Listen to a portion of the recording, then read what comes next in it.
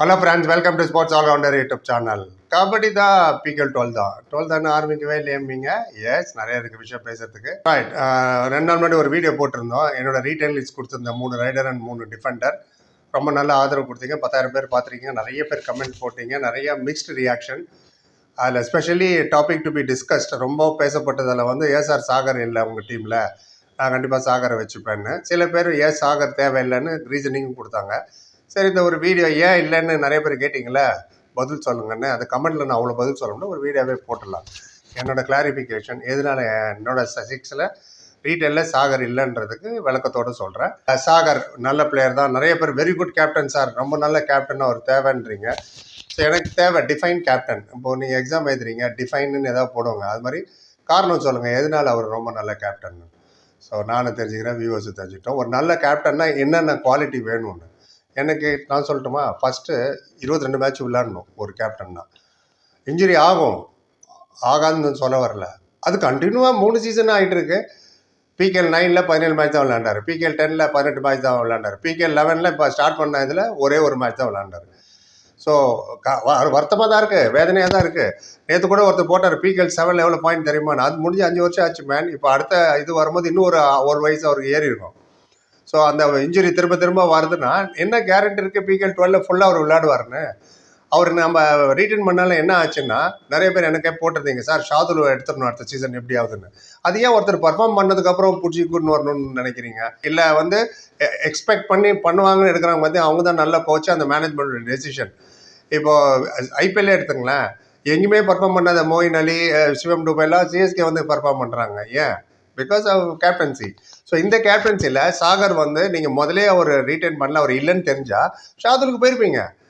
ஷாதுல் அதான் எடுக்க முடியல. பிகேஎல் 11லே வந்தார் ஆப்ஷனை, ஏன் எடுக்கல? இப்போ வந்து பிகேஎல் 12 எப்படியாவது எடுத்துடணும் சார் அப்படின்னு துடிக்கிறீங்களா? வந்தப்பே விட்டுட்டு யார் வேணான்னு ரிஜெக்ட் பண்ணாங்களே பாட்னா ஃப்ரெண்ட்ஸ், சச்சின் தெண்டுல்கர் வச்சிருக்கீங்க நீங்கள். புரியுதுங்களா? ஸோ இப்போவும் திரும்பவும் அந்த இன்ஜுரி அவர் விளையாடணும்னு எனக்கும் ஆசை தான். ஃபுல்லாக 22 மேட்ச் விளையாடுவாரா கன்ஃபார்ம் அவர் விளையாடட்டும், அவர் லீட் பண்ணட்டும். இப்போ சாகர் மட்டும் இந்த சீசன் இன்னும் கொஞ்சம் விளையாடிருந்தான்னு வச்சுக்க, 10-12 மேட்ச்சு அப்புறம் இன்ஜுரி ஆயிருந்தானா நிதிஷ்குமார்னு ஒருத்தர் இருக்கிறது நமக்கு தெரிஞ்சிருக்காரு. அதே மாதிரி சச்சின் தன்வர் வந்து அண்டர் பெர்ஃபார்ம், சரியாக பர்ஃபார்ம் பண்ணதுனால தான் மோயின் ஷபாகின்னு ஒருத்தர் நம்ம கண் முன்னாடி வந்து நின்னார். பவன் ஷராவத் இன்ஜுரி ஆனதுனால தான் நரேந்திரன் வந்தார். பவன் ஷராவத் இன்ஜுரி ஆனால் நம்ம கண்ணு முன்னாடி பார்த்தோம், ஸ்ட்ரெச்சரில் வச்சு கொண்டு போய் ஹாஸ்பிட்டலில் காமிச்சாங்க, ஜாகிங் அது இது ட்ரை பண்ணுறேன்னு சொல்லி தெரிஞ்சு. இதில் வந்து ஒரு மேட்ச்சு 10 நிமிஷம் ஆச்சு, அதுக்கப்புறம் நிறைய வாட்டி கிரவுண்டுக்கே வந்தார். இப்போ ஜெய்தீப் தையா எடுத்தாங்க, அவருக்கும் இன்ஜுரி தான் ஆச்சு. இங்கெல்லாம் அடிப்பட்டு ரத்தங்கத்தெல்லாம் வந்தது. கம்மி பாயிண்ட் தான் அவர் எடுத்தார், கப்பு ஜெயிக்க வச்சுட்டார்ல. இதுதான் என்னை பொறுத்தவரை டிஃபைன் கேப்டன்சின்னா அதான்.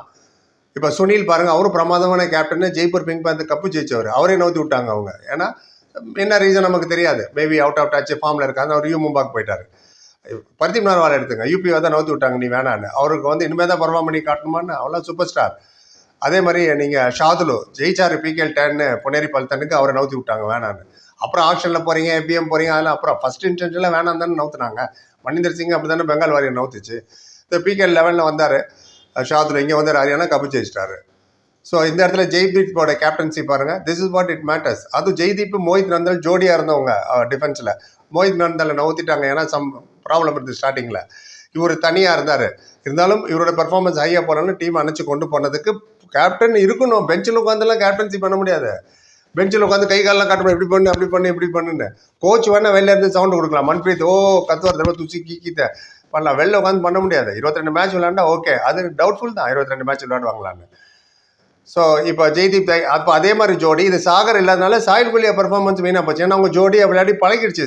ஒன்ஸ் நீங்கள் அது மாதிரி பழகிட்டீங்கன்னு வச்சுங்களேன், கஷ்டம். அது சில பேரால் அட்ஜஸ்ட் பண்ண முடியும். அதுக்கு உதாரணம் தான் ஜெய்தீப் தையா. சில பேரால் அட்ஜஸ்ட் பண்ண முடியாது. அதுக்கு உதாரணம் தான் soil Gulia.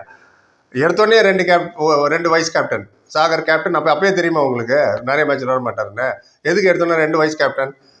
Sachin Tendulkar vice captain, இன்னொரு வைஸ் கேப்டன் சாயில் குலியா. ஆனால் கிரவுண்டில் பார்த்தா நரேந்திர வந்து கேப்டன்சி பண்ணிட்டு இருக்காரு. அப்புறம் நிதிஷ்குமார் வந்து பண்ணிட்டு இருக்காரு. இவங்க லிஸ்ட்லேயே இல்லை மேன். ஸோ இந்த மாதிரி நிறைய விஷயங்கள் இருக்கும்போது ஃபேன்ஸ் நீங்கள் தான் உங்கள் தூக்கத்தை எடுத்துக்கிட்டு ஐயோ சார் இப்படி ஆச்சு இப்படி ஆச்சுன்னு வருத்தப்பட்டு இருக்கீங்க. ஸோ என்னோட பாயிண்ட் ஆஃப் வியூ அதான். எந்த பிளேயர் நோபடி இஸ் இன்ட்ரெஸ்ட் வந்து பாருங்க, ரோஹித் சர்மா 53 உட்கார்ந்தாரு. யார் உட்கார்ந்தாரா, உட்கார வச்சாங்களா, வீ டோன்ட் நோ. பாட்டம் லைன் கிரவுண்டில் இல்லை அவர். Bottom line Sagar first PKL 9ல் 7 மேட்ச் கடைசியில் கிரவுண்டில் இல்லை.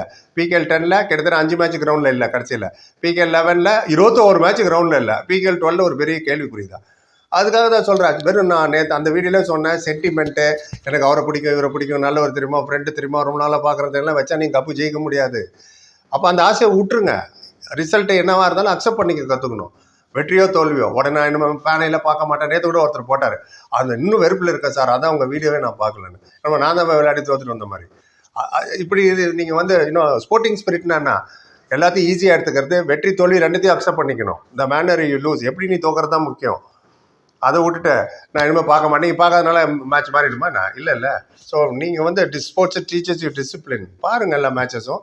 ஸோ அதனால தான் இது கொஞ்சம் கிளாரிஃபிகேஷன் இருக்குமே. இதை பார்க்குறேன். அசலாம் இருந்தார், இன்ஜுரி ஆனார் 7வது மேட்ச், உடனே அனௌன்ஸ் பண்ணிட்டாங்க இந்த சீசன் அவுட்டுன்னு. ஆனால் நம்ம சாகர் பாருங்கள், ஃபர்ஸ்ட் மேட்ச் இன்ஜுரி ஆச்சு, அவர் சீசன் இனிமேல் விளையாட மாட்டான்னு சொல்கிறதுக்கு 25 நாள் ஆச்சு. 25 நாள் வரைக்கும் வருவார் நினச்சி 25 நாளைக்கு அப்புறம் மாயாண்டியை கூப்பிடு, நிதின் சந்தில் கூப்பிடு, சாய் பிரசாத்தை கூப்பிடு. டிஃபென்ஸுக்கும் ரைடுக்கும் சம்மந்தமே இல்லை. டிஃபெண்டர் இன்ஜுரி அவரே சாய் பிரசாத்தை கொண்டு வரீங்க. அவர் விளையாண்டாருன்னு வச்சுங்க. மோஹித் எங்கே போனார் விடணும், அந்த டிஃபெண்டர் எங்கே?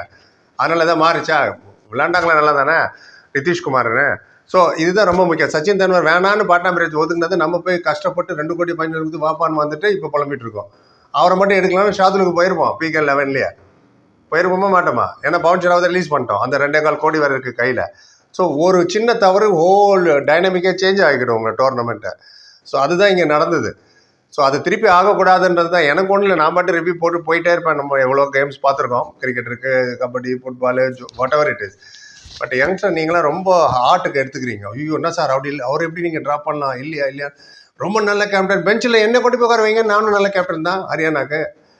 ப்ளே கிரவுண்டில் இருக்கணும், பார்த்து விளையாடுங்க, கடைசி வரைக்கும் நில்லுங்க. ஆஷு மணிக்கெலாம் விளையாடல, அதே வயசு தானே இவருக்கும் ஆகுது. அண்ட் நவீன் எக்ஸ்பிரஸும் பவனும் இதே சீசனில் இன்ஜுரி ஆனாங்க. ரைடர் இவ்வளோக்கும் நிறைய ரைடு அவங்க தான் எடுக்கணும். டிஃபென்ஸ் ஆனால் உங்களுக்கு கூட 3 பேர் இருக்காங்க சப்போர்ட்டுக்கு. அவ்வளோ ரைடு எடுத்து இன்ஜூரி ஆகி திரும்பி வந்தாங்க கிரவுண்டில். ஞாபகம் இருக்குன்னு நினைக்கிறேன், முடிஞ்சு போன சீசன்லேயே நவீன் எக்ஸ்பிரஸ், பவன் ஷராவத்.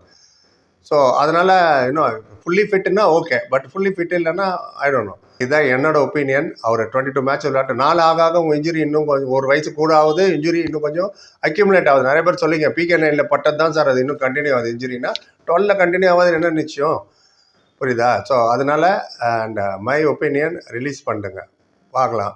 இல்லைன்னா கேப்டன் ஆகணும் அனௌன்ஸ் பண்ணாதீங்க, வேறு நல்ல பிளேயர் எடுக்கணும். தெரியல என்ன பண்ண போகிறாங்கன்னு.